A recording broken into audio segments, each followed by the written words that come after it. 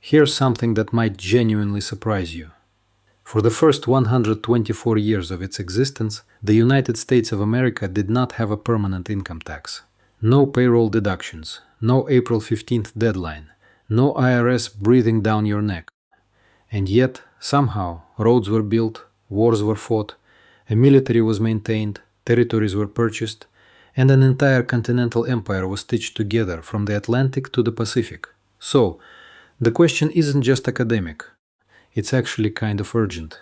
How did the most powerful nation on earth finance itself for over a century without ever taking a cut of your paycheck? And perhaps more importantly, what changed in 1913 that fundamentally rewired the relationship between the American citizen and the federal government forever? The answers to those questions take us deep into a story about whiskey rebellions and tariff wars, about land grabs and backroom deals, about the raw tension between a government that desperately needed money and a population that was deeply, almost pathologically, allergic to being taxed.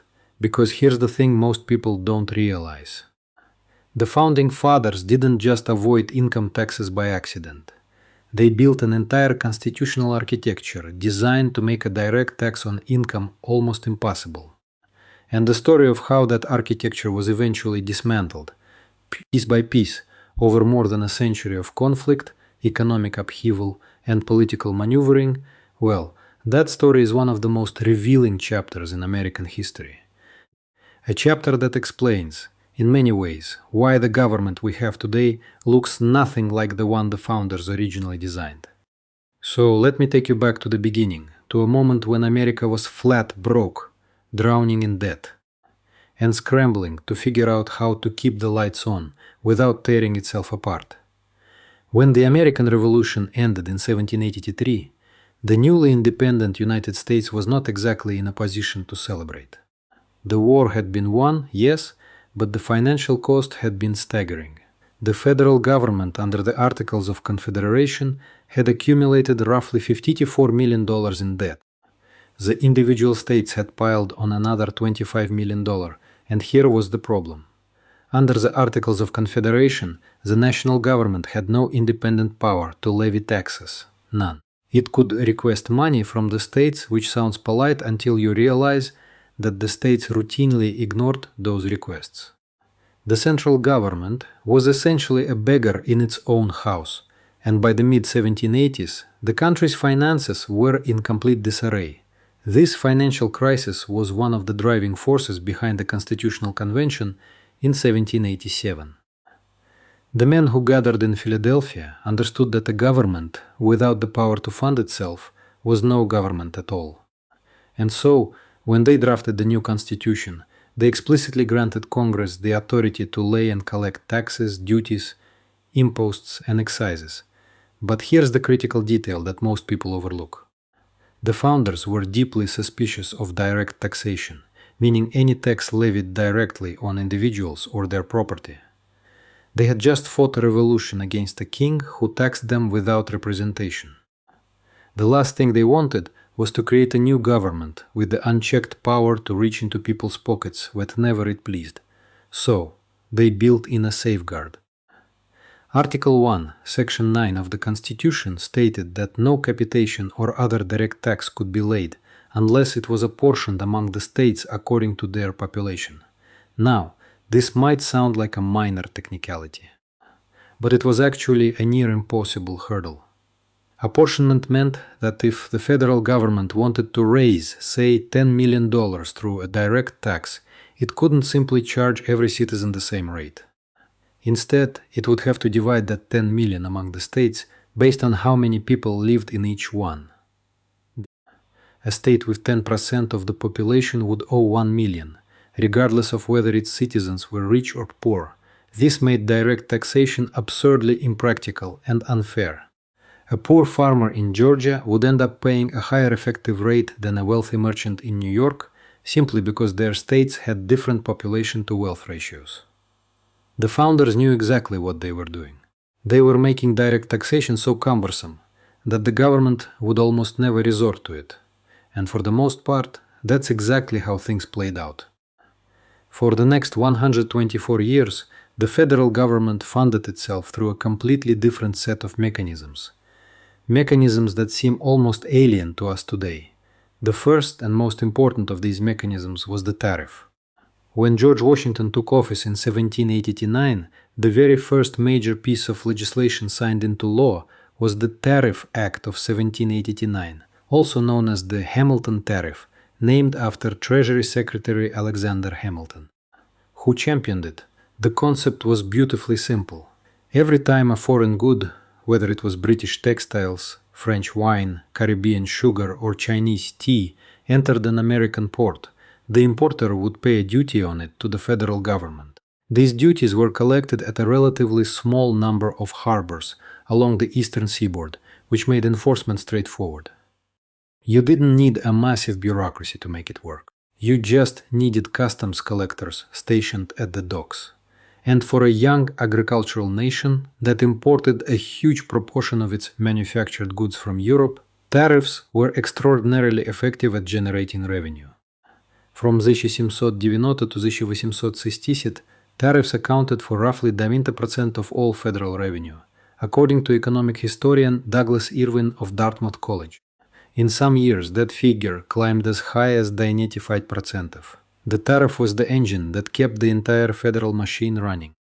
It paid for the army, it paid for the navy, it serviced the national debt, and it did all of this without the government ever having to knock on a single citizen's door and demand a percentage of their earnings. But Hamilton didn't just see tariffs as a revenue tool. He was thinking several moves ahead, like the financial chess player he was. In his 1791 report on manufactures, Alexander Hamilton argued that tariffs could serve a dual purpose. Yes, they would fill the treasury, but they could also protect America's fledgling industrial sector from being crushed by the far more advanced manufacturing economies of Britain and Europe. By making imported goods more expensive, tariffs would encourage Americans to buy domestically produced alternatives, which would in turn nurture homegrown industry. It was protectionism dressed up as fiscal policy, and it worked spectacularly well. By 1800, federal revenues had nearly tripled from a mere $3.7 million in 1792 to $10.8 million, and roughly 90% of that came from tariffs. The United States suddenly had the best credit rating in Europe, its government bonds selling above par. For a nation that had been effectively bankrupt just a decade earlier, it was an astonishing turnaround. Now, Hamilton understood that relying exclusively on tariffs was risky. Trade was volatile. Wars, recessions, and diplomatic disputes could all disrupt the flow of imports, and with them the flow of revenue. So, he also pushed for an additional source of income, something that would supplement the tariffs and provide a buffer during lean times. And that's where the trouble began, because the supplementary revenue source Hamilton had in mind was an excise tax, specifically a tax on domestically distilled spirits, whiskey. In January of 1791, Hamilton proposed what seemed, on the surface, like a perfectly reasonable measure. A small tax on whiskey, produced within the United States, the proceeds of which would be used to pay down the national debt, including the state debts that the federal government had recently assumed. Congress passed the measure, and President George Washington signed it into law, but Hamilton had badly miscalculated the reaction. On the western frontier of Pennsylvania, whiskey was not a luxury. It was an economic lifeline. Farmers west of the Appalachian Mountains grew corn, rye, and grain in abundance, but shipping raw crops eastward over terrible mountain roads was prohibitively expensive. So they distilled their grain into whiskey, which was lighter, more durable, and far easier to transport. В многих приграничных общинах whiskey буквально служил валютой. Люди платили долги с помощью whiskey. Они обменивали whiskey на инструменты и припасы. И теперь федеральное правительство, комфортно сидящее в Филадельфии за сотни миль, требовало налог с каждого произведенного галлона. Реакция была немедленной и жестокой. Налоговых коллекторов, отважившихся отправиться в Западную Пенсильванию, встречали угрозами, избиениями и вещами похуже. Один особенно несчастный сотрудник налоговой службы по имени Роберт Джонсон был раздет догола, вымазан в дегте и перьях и оставлен привязанным к дереву посреди леса. Дома других были сожжены. Те, кто сотрудничал с федеральными властями, сталкивались с анонимными угрозами, подписанными таинственной фигурой, известной как Том the Tinker. Посыл был ясен. Плати налог на виски, и твой амбар может сгореть. К лету 1794 года ситуация переросла в полномасштабное вооруженное восстание. Почти 400 вооруженных людей окружили дом Джон Невилл, регионального налогового инспектора, и завязалась перестрелка. Один ополченец был убит. В течение нескольких недель 7000 повстанцев собрались недалеко от Питтсбурга, угрожая захватить федеральный арсенал и, как шептались некоторые, полностью объявить независимость от Соединенных Штатов. До Филадельфии дошли слухи, что лидеры повстанцев ведут переговоры с британцами и испанцами о признании их в качестве суверенного образования. Президент Джордж Вашингтон увидел в этом экзистенциальную угрозу для молодой республики. «Если меньшинство может диктовать условия большинству силой, — заявил он, — то с республиканским правительством покончено». Он национализировал почти 13 тысяч ополченцев из 4 окружающих штатов и лично поехал на запад во главе колонны, став единственным действующим президентом в американской истории, занявшим поле боя в качестве главнокомандующего. Когда армия прибыла к Питтсбургу, восстание рухнуло без крупного сражения. Около 150 человек были арестованы, 2 осуждены за измену, и оба были помилованы Джордж Вашингтон. То, что вошло в историю как «Виски Ребеллион», было окончено. Но его политические отголоски будут резонировать долгие годы. Томас Джефферсон, который предупреждал Джордж Вашингтон, что внутренние акцизы вызовут именно такую реакцию, оседлал волну антиналоговых настроений и дошел на ней прямо до президентского кресла. И одним из первых его действий после вступления в должность в 1801 году была отмена всех до единого внутренних налогов, включая акциз на виски. При Томас Джефферсон федеральное правительство полагалось исключительно на доходы от тарифов, и эту позицию оно сохраняло до тех пор, пока финансовое давление войны 1812 года не вынудило Конгресс на короткое время снова ввести акцизные налоги. Они тоже были отменены после окончания войны. И так сформировался шаблон, который определял американскую фискальную политику на протяжении следующего полувека. В мирное время тарифы оплачивали все. В военное время правительство неохотно вводило временные акцизы и брало долги, только чтобы отменить эти налоги в тот самый момент, когда кризис миновал. Лежащая в основе философия была ясна. Американцы были готовы мириться с тем, что их облагают налогом на гостиницы, где пошлина была скрыта внутри цены импортных товаров, но они не собирались мириться с тем, что их облагают налогом дома, где рука правительства дотягивалась напрямую до их повседневной жизни. This arrangement worked remarkably well, in large part because the federal government of the early 1800s was almost unrecognizably small by modern standards. It had no social security, no Medicare, no Medicaid, no welfare programs, no agricultural subsidies, no Department of Education, no Department of Energy, no Environmental Protection Agency. The entire federal civilian workforce in 1800 numbered just a few thousand people. Military spending that year was roughly $2.5 million, less than 0.5% of GDP. The federal budget for 1860, on the eve of the Civil War, was approximately $78 million, and the accumulated national debt stood at $65 million. These are numbers that a modern government would burn through in a matter of hours. But tariffs alone weren't the whole story. The federal government had another ace up its sleeve, one that was unique to the American situation, and that no European power could replicate. It had land, an unimaginable amount of it. When the original 13 colonies won their independence, vast stretches of territory west of the Appalachians suddenly fell under federal control. And as the nation expanded through purchases, treaties, and conquests, Louisiana, Florida, the Oregon Territory, the Mexican Cession, the federal government found itself sitting on hundreds of millions of acres of public land. This land was a financial asset of almost incomprehensible value, and selling it became a major source of federal revenue. The Land Ordinance of 1785 established a systematic method for surveying and selling public land. Initially, the government required buyers to purchase a minimum of 640 acres at $1 per acre. But over time, the terms became more accessible. The Harrison Land Act of 1900 halved the minimum purchase to 320 acres and allowed buyers to pay in installments. The Land Act of 1820 reduced the minimum further to 80 acres and dropped the price to $1.25 per acre. The revenue from land sales was not trivial. On average, it equaled about 14% of the revenue generated from customs duties.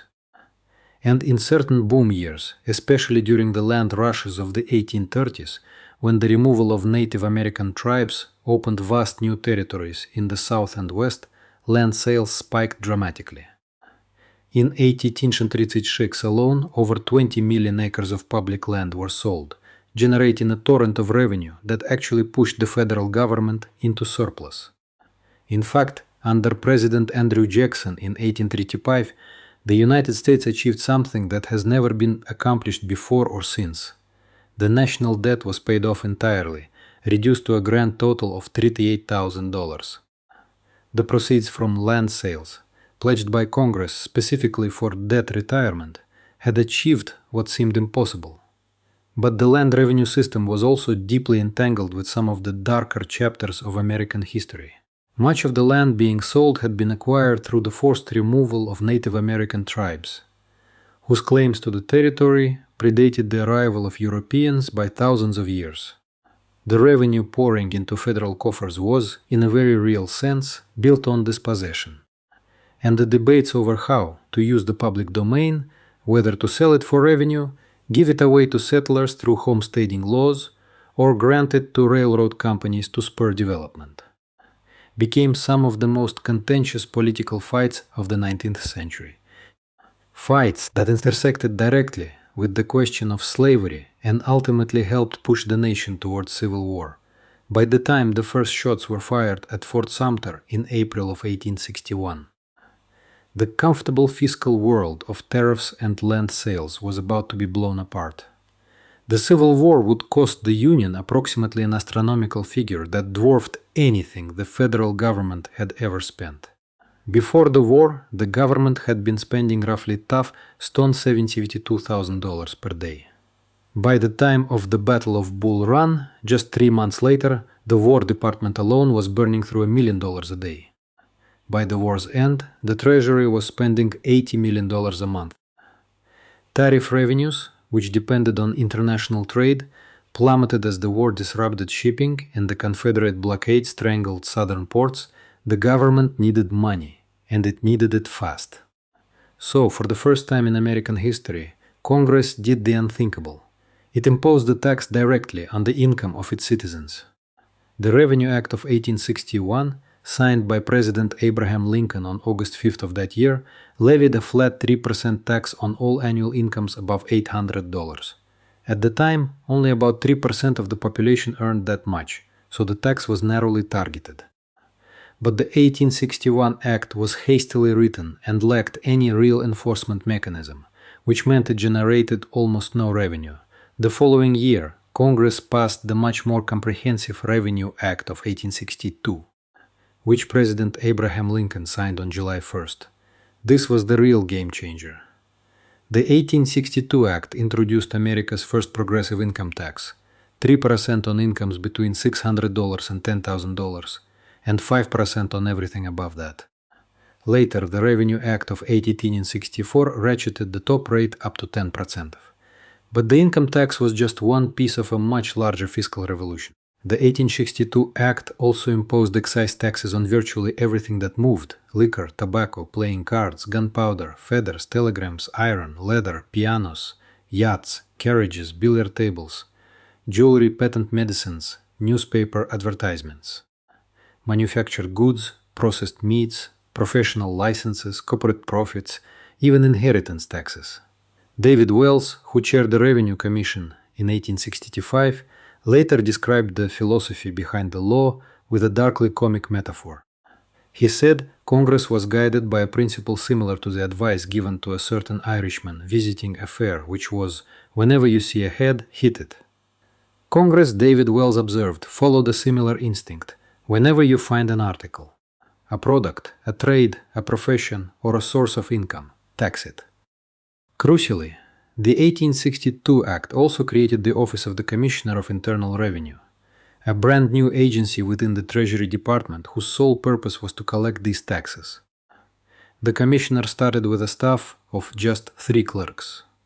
Within months, he had nearly 4,000 employees, including assessors and collectors spread across the country, many of them earning commissions on the taxes they brought in. This was the birth of the agency that would eventually become the Internal Revenue Service. The income tax raised relatively modest sums at first, just $2.7 million in its first full fiscal year. But revenue climbed rapidly, reaching over $20 million the following year and continuing to grow as the war dragged on. Still, taxes of all kinds, including the income tax, the excise taxes, and higher tariffs, financed only about 1/5 of the Union's total war costs.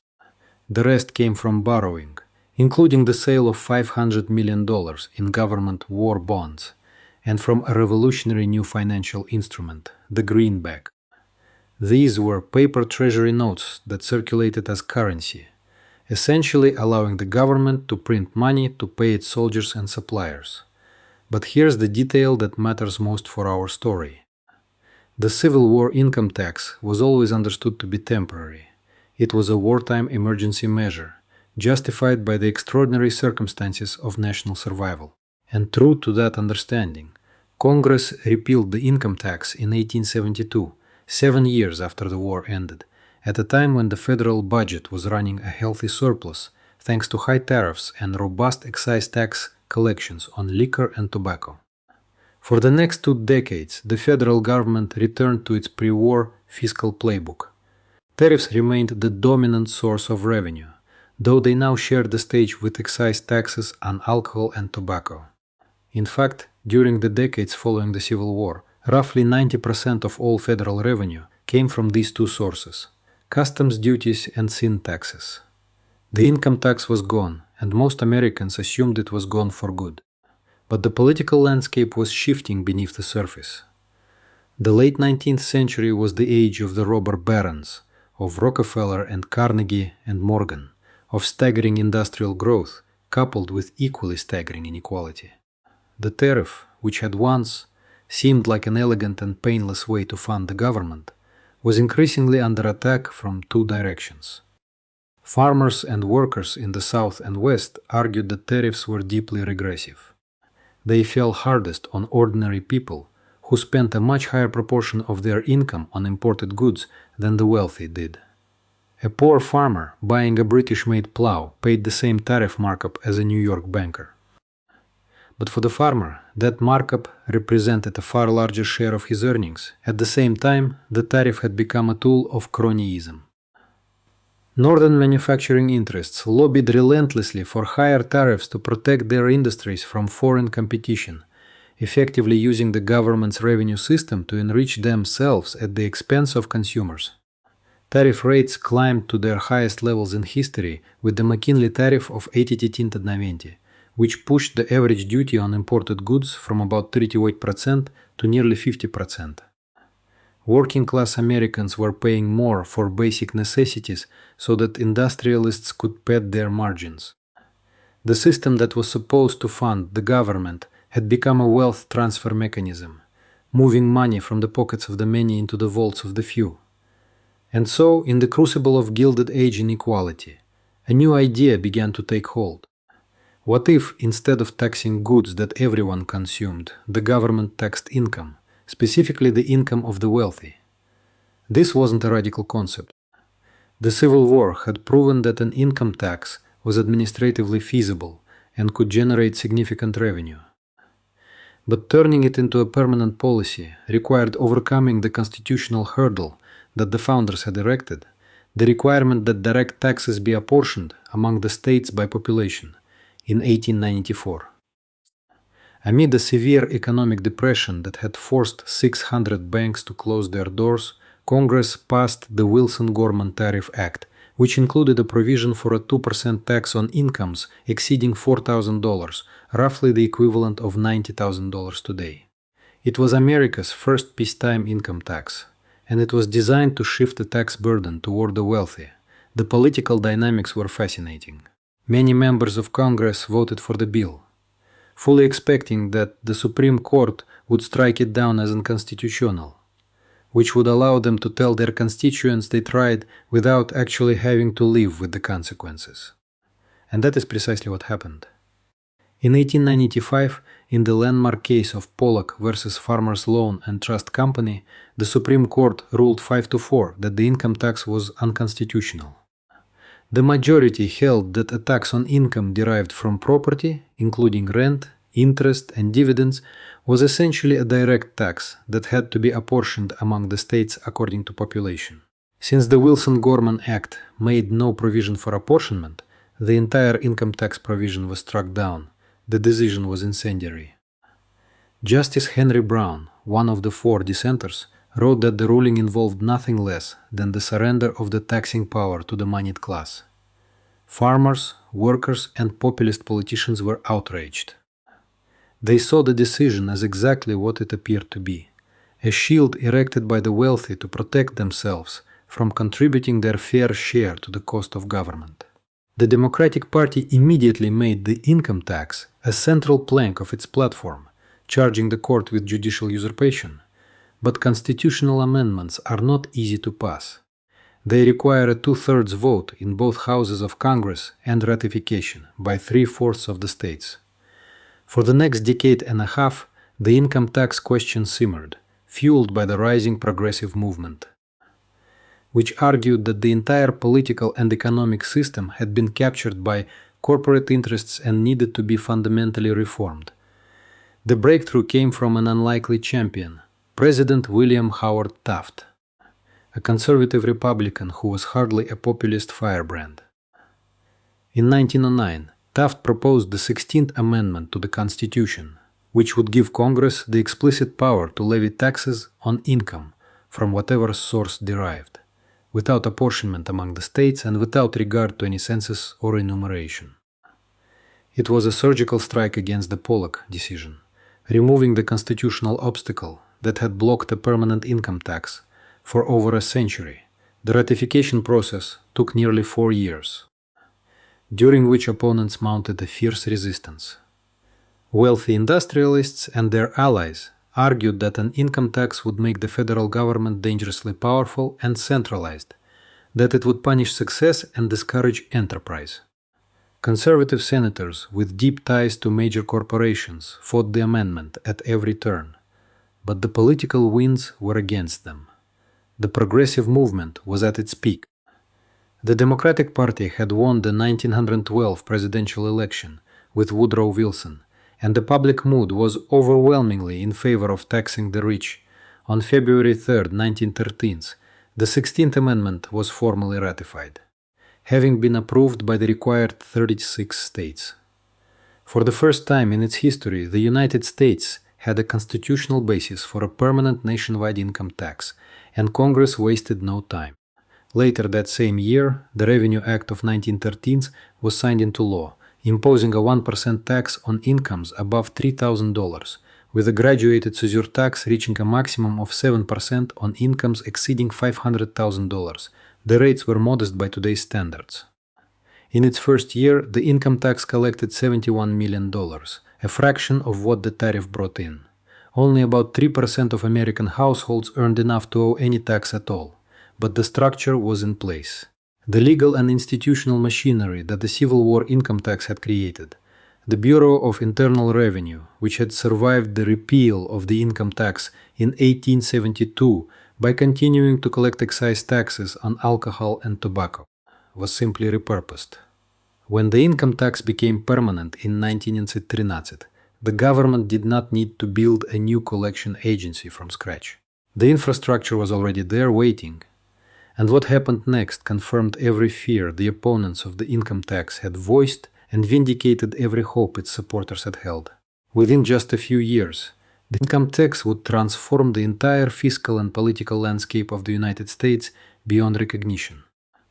When the First World War erupted in 1914, barely a year after the amendment was ratified, the need for revenue exploded. The top income tax rate, which had been 7% in 1913, was raised to 15% in 1916, then to 67% in 1917, and finally to 77% in 1989. The number of Americans required to pay income tax expanded dramatically, and after the war ended, the rates came down. But they never returned anywhere close to the modest levels of 1913. The income tax had taken root, and it would only grow. By the Second World War, the transformation was complete. The tax base expanded to include the majority of working Americans, not just the wealthy elite. In 1943, the government introduced withholding, requiring employers to deduct taxes directly from workers' paychecks before they even saw the money. This was perhaps the most consequential innovation of all. Withholding made the income tax almost invisible. Instead of writing a large check to the government once a year, workers simply received a smaller paycheck every week. The pain of taxation was diffused, spread out, hidden inside the machinery of payroll. It was brilliant, and it permanently altered the relationship between the citizen and the state. But let's step back and consider what was actually lost when America transitioned from a tariff-funded government to an income tax-funded one. Because the pre-1930s system wasn't just a different way of collecting revenue, it reflected a fundamentally different philosophy of government. In the tariff era, the federal government was small by necessity. Tariffs could only generate so much revenue, especially because of a paradox that economists call the Laffer curve. If you raise tariff rates too high, you discourage imports, which shrinks the tax base and actually reduces revenue. So there was a natural ceiling on how much money the government could raise through tariffs alone, and that ceiling kept the government lean. Federal spending rarely exceeded 3% of GDP, and the government's responsibilities were limited to what today would be considered the bare essentials: national defense, foreign diplomacy, the postal service, customs enforcement, a court system, and the management of public lands. The income tax removed that ceiling. Once the government could tax income directly, there was no theoretical limit to how much revenue it could raise. And with unlimited revenue came unlimited ambition. Social Security was established in 1935. Medicare and Medicaid followed in 1960. The federal government expanded into education, housing, transportation, energy, environmental regulation, and dozens of other domains that would have been unimaginable to Alexander Hamilton or Thomas Jefferson today. The federal government collects roughly $4.4 trillion per year in revenue. Individual income taxes account for about $2.5 trillion of that. Payroll taxes for Social Security and Medicare add another $1.7 trillion. Together, these two categories of direct taxation on earned income make up over 90% of federal revenue. Tariffs, which once funded the entire government, now bring in roughly $80 billion, barely 1.5% of the total. The irony is almost poetic. The founders designed a system that was supposed to keep the government small and prevent it from reaching directly into the pockets of its citizens. That system lasted for over a century and funded a remarkable era of national expansion and economic growth. But it was ultimately undone by the very forces it helped create. The Industrial Revolution, which tariffs had helped protect and nurture, produced levels of wealth and inequality that made the tariff system politically unsustainable. The tycoons who benefited from tariff protection were the same ones whose fortunes fueled the public demand for an income tax. The founders had built a dam, and the pressure of a century of accumulated grievance eventually burst through it. What's perhaps most striking about this entire history is how it illuminates a tension that still defines American politics today. On one side, there's the belief that government should be funded through indirect means, through taxes on transactions and trade, where the cost is spread out and partially hidden. On the other side, there's the belief that the wealthiest members of society have a moral obligation to contribute a larger share of their income to the common good.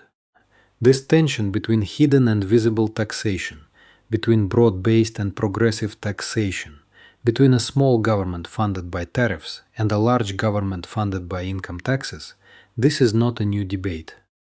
It's the oldest debate in American fiscal history. It was there at the founding.